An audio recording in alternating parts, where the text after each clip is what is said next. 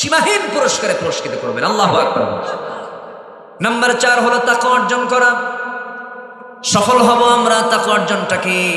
সাইয়েদনা ওমর ফারুক রাদিয়াল্লাহু তাআলা আনহু ঘরের মধ্যে বসে আছেন, তার স্ত্রী 60 দিরহাম দিয়ে দুধ থেকে কি বের হয় ওটা, না, ঘি ঘি ঘি 60 দিরহাম দিয়ে ঘি কিনেছেন। সেই ঘি কিনে তিনি রান্না করেছেন, স্পেশাল করে ঘি মিশ্রিত রান্না করেছেন। সেই রান্নাটা দিয়ে বলছেন, আমিরুল মুমিনিন, আমি আপনাকে আজকে এক্সট্রা করে ভিন্ন করে রান্না করে আমি আপনাকে খাওয়াবো। কি ঘি দিয়ে রান্না করেছি। তিনি বলছেন, আমার দেশের জনগণকে এই জাতীয় খাবার খায় না কিনা? আমার দেশের জনগণ যতদিন পর্যন্ত এই জাতীয় খাবার পাবে না, আমি আমার এই খাবার মুখে নেব না। আল্লাহু আকবার বলেন।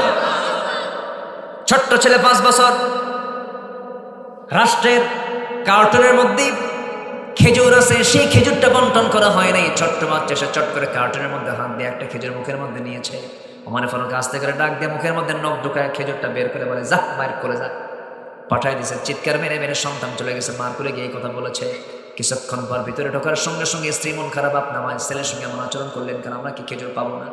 একটা নয় খেজুর কম নিতাম। পরে ওমর ফারুক বলছেন, আমার স্ত্রী, আমি তো সন্তানের বাবা, আমারও তো মহব্বত আছে, কিন্তু এই যে খেজুরটা সে নিল, আমার ভাগে যে ওই খেজুরটাই ভাগে পড়বে তার গ্যারান্টি কি? এই জন্যই মুখ থেকে খেজুরটা বের করে রাষ্ট্রের সব জায়গায়, রাষ্ট্রের সম্পদ রাষ্ট্রের মধ্যে রেখে দিয়েছে। যেরকম সুবহানাল্লাহ। এটার নাম তাকওয়া। এটার নাম কি বলে? তাকওয়া। জনগণ পাবে কখন? নেতাই তো খায়া শেষ। কি ঠিক কিনা বলেন? আমার বন্ধুগণ, তাকওয়া কাকে বলে? মধু পেয়েছেন, রাষ্ট্রের মধু 5টা ভাগ হবে, প্রতিবেশী 4 জন, উনি একজন 5 জন। মধুর বোতল নিয়ে স্ত্রীর সামনে এসে বলছে, এটাকে ভাগ করো। কিছুক্ষণ পর বলছে, না, তোমাকে ভাগ করতে দেবো না, আমাকে দাও, অন্যকে ভাগ করতে দেবো। বলুন তো, আচরণ বউয়ের সঙ্গে করলে বউ কি হতে পারে বলেন? আপনার বউ কি হবে সেরকম লাগে? সবার বউ তোমার রাবিয়া বসছেন মতো হয়ে আছে মনে হয়। কি প্যাঁচ লাগবে কিনা? লাগবে তো। ওই দিন অন্তত কথা হবে না, বুঝলেন? ওই দিন অন্তত, পরের দিন হতে পারে। 60 বছরের সংসার, বিশ্বাস করলাম না আমাকে।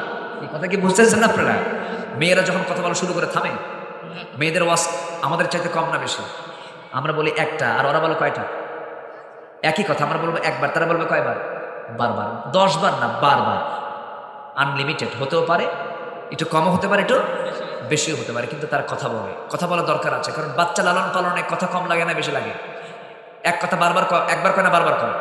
বাবা কান্দিস না, বাবা কান্দিস না, বাবা কান্দিস না, থাম থাম, সোনা সোনা, জান জান। আপনি পারবেন? আপনি পারবেন? আপনি এক বেলা শুধু 13 বছরের বাচ্চা আপনাকে থুইয়া যদি বউ বলে যে তুমি একটু দেখো, আমি একটু বিকাল বেলা আসবো, এক বেলা যদি পাল্টে দেয়, বাচ্চা নিয়ে বলবেন থাম থাম থাম। কি ঠিক কিনা কর?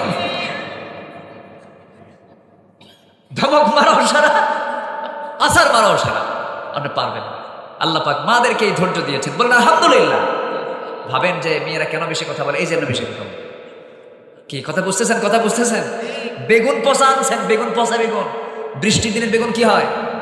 পচা হয়, পোকা ধরে। সেই বেগুন এনে শুধু দিছেন, শুধু বটি দিয়ে কাটা শুরু করছে, যখন দেখছে পোকা, ওই বেগুনের তফসির হয় 1 টানা 3 ঘন্টা। কি ঠিক আছে কিনা বলেন? আল্লাহ পাক মেয়েদের কি নেচার দিয়ে বানিয়েছেন, শুনবেন আর বলবেন তোমার ওয়াজ খুব সুন্দর, বলতেই থাকো বলতেই থাকো, কোনো সমস্যা নেই। রাগারাগি করা যাবে না, রাগলেই হেরে যাবেন, আপনি পারবেন না। খুলিকাত মিন দিলাইন, মেয়েদেরকে সৃষ্টি করা হয়েছে বাঁকা হাড়ে না সোজা হাড়ে? বাঁকা হাড়ে। এটা কি আমার কথা না নবীর কথা?